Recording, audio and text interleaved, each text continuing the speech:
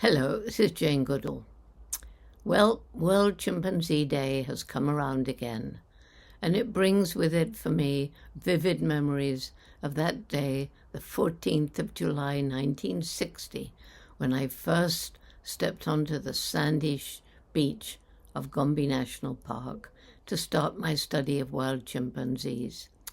Those first months were so frustrating because the chimps vanished into the forest whenever they saw me, and so early observations were from a distance through my binoculars.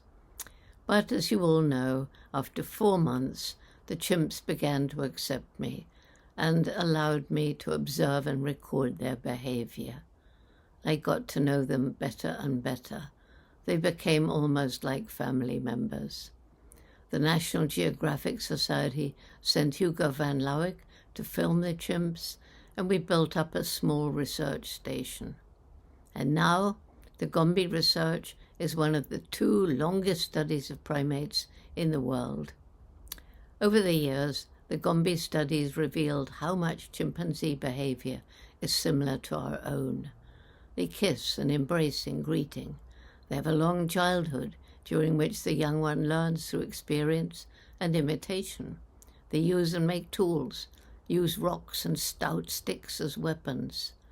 Sadly, they have a dark and brutal side, and they may kill each other and even wage primitive warfare, the males fighting over territory.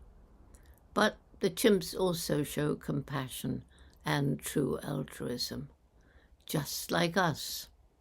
And this, along with the discovery that we share more than 98% of the composition of DNA, and that there are marked similarities in composition of blood and immune system, make them, along with the bonobo, our closest living relatives.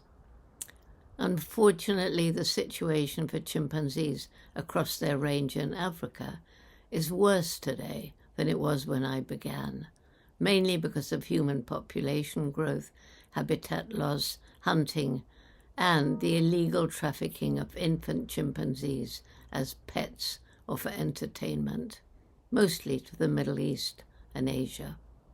And this typically means that their mothers were killed.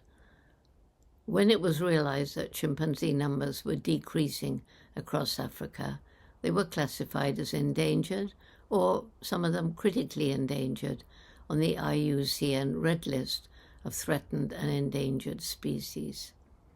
Unfortunately, this doesn't give them sufficient protection because of poor enforcement of the law in most African countries and the demand for infant chimps for pets or entertainment in the Middle East and Asia. But on this World Chimpanzee Day, there is much to celebrate. First, I can truly say that if it wasn't for the Jane Goodall Institute and other NGOs and research groups working on studying and conserving chimpanzees across Africa and raising awareness about their plight, the situation for these apes would be much, much worse. As more chimpanzee populations are studied, we're not only learning ever more about cultural differences, but it means that they're being protected in more areas. People from local communities are increasingly becoming involved in the research and becoming our partners in conservation. Today, there are at least 10 sanctuaries for orphan chimpanzees. JGI runs 2, the largest, Chimpunga, in the Republic of Congo, with almost 200 chimps, and the much smaller Chimpeden in South Africa.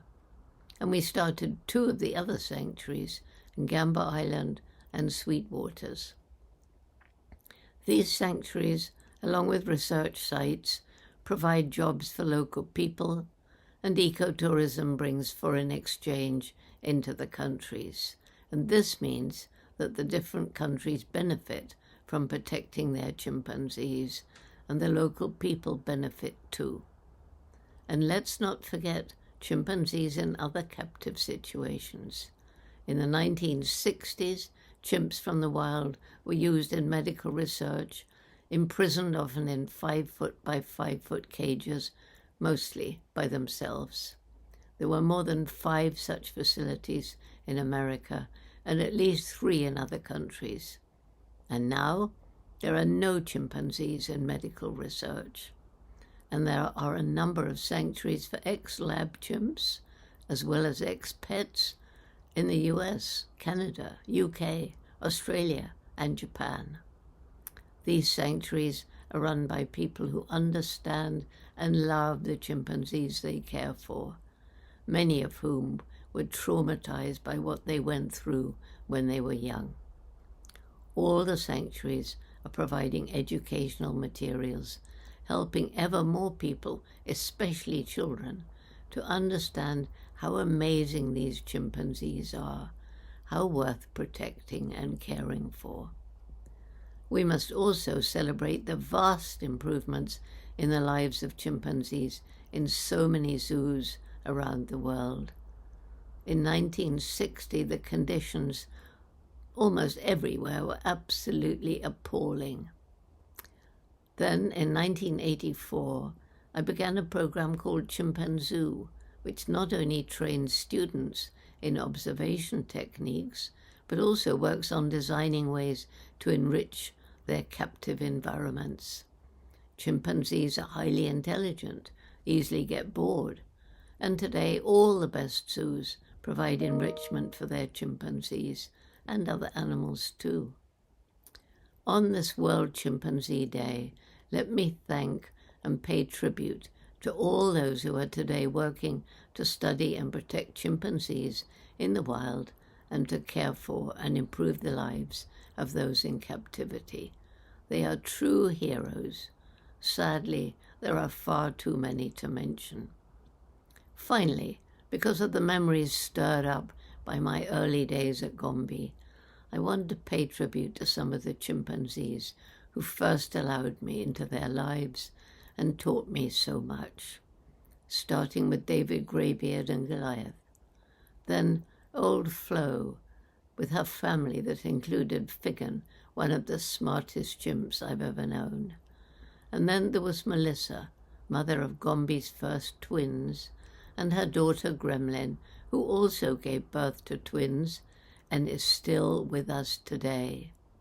I remember her so well when she was a mischievous youngster, and now she's a wise old matriarch, over 45 years old, and undisputed dominant female of the Kasakela community.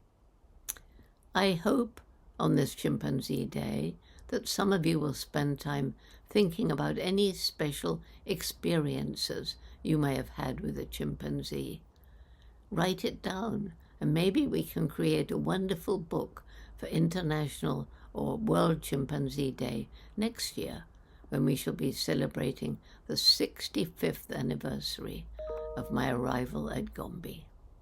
Have a great day, and I hope that many of the captive chimps will be given special treats, the things they love best. Thank you.